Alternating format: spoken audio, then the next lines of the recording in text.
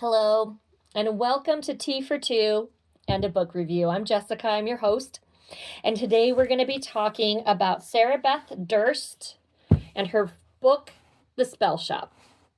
Now, I loved this book. It was so charming and absolutely everything I was ever hoping to find in what I consider a rom-to-see or a romance fantasy. The main character, Kiela, is a quiet, reserved librarian in the capital city, and she works at the Great Library, and her only companion is a spider plant named Kaz.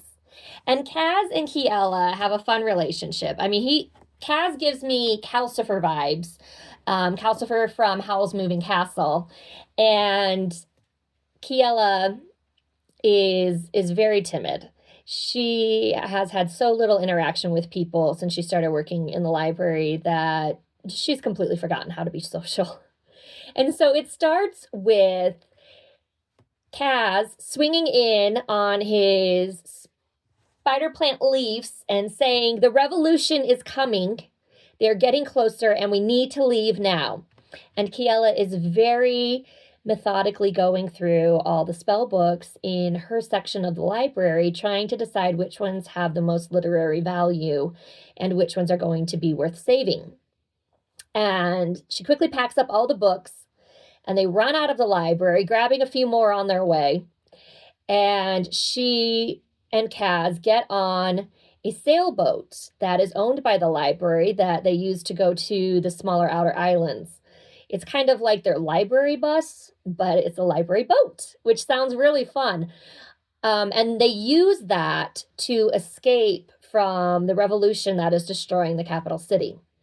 And she decides that the safest place to go for her, for Kaz, and for the library books that she illegally has taken is her home island of Cultree. And she shows up on Cultree and she goes to her deceased parents' cottage where she used to live when she was a little kid. And it's run down, it's ramshackled, but she's determined that she will keep the books safe. She'll keep Kaz safe, and somehow she will figure out how to take care of herself, which she's never really had to do up until this point. The nice thing about working in the library was the library provided all the food, they had uniforms to wear, and they had places for the librarians to sleep. And she pretty much just lived in the library, and she was content with that life. And now she had to figure out not only how to repair her home, but she also has to figure out how to create a livelihood for herself and how to cook and how to clean and do all these things that she's never had to do before. So thankfully, she has a wonderful neighbor who is named Laron. And Laron is a kind and gentle young man who comes in and starts helping her fix her house and cook her food. And poor little Kiela just panics and says, "Get out!"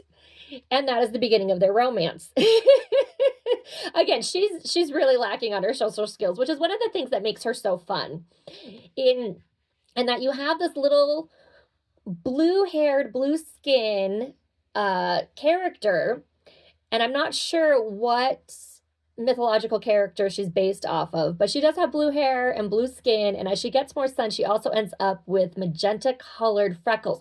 Who knew you needed magenta-colored freckles until reading this book? And suddenly I'm like, oh, I wish my freckles would turn magenta. They're just weird brown, and they mix in with my wrinkles.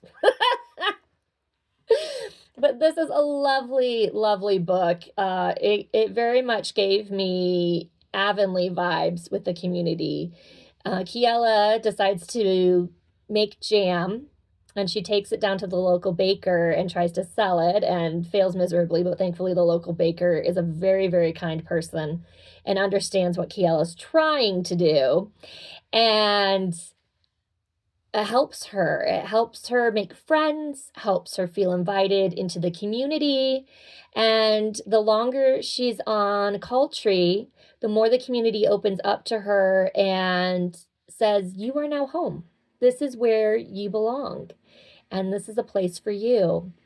And just reading this book, it was very soothing. It felt like a fuzzy warm hug and those fuzzy slippers we all love at Christmas time.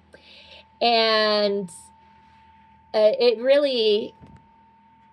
calmed a place inside of me that I didn't know needed to be soothed and calmed, but it reminded me of what we all want in community when we all think about that community that we wish we could be a part of. Like this was it. This book had that feeling to it.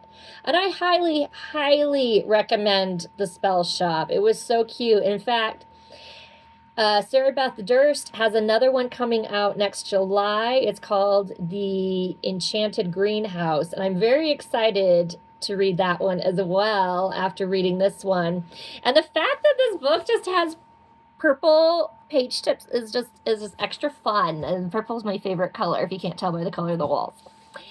So this one is great. And another nice thing about it is it is a clean romance. So if you have a 14-year-old daughter who thinks everything that is hers and everything that is mine is hers, and she steals all my books, you can totally let her read the Spellshop and have no concerns. I mean, yeah, there's a little bit of spice. There's some kisses, but nothing that would be inappropriate. If you are looking for a sweet romance, if you are looking for a comforting read, if you are looking for something that you can share openly with those around you, then I highly, highly recommend The Spellshop by Sara Beth Durst, and it will give you those cozy, comfy, fuzzy socks and watching a Hallmark movie vibes.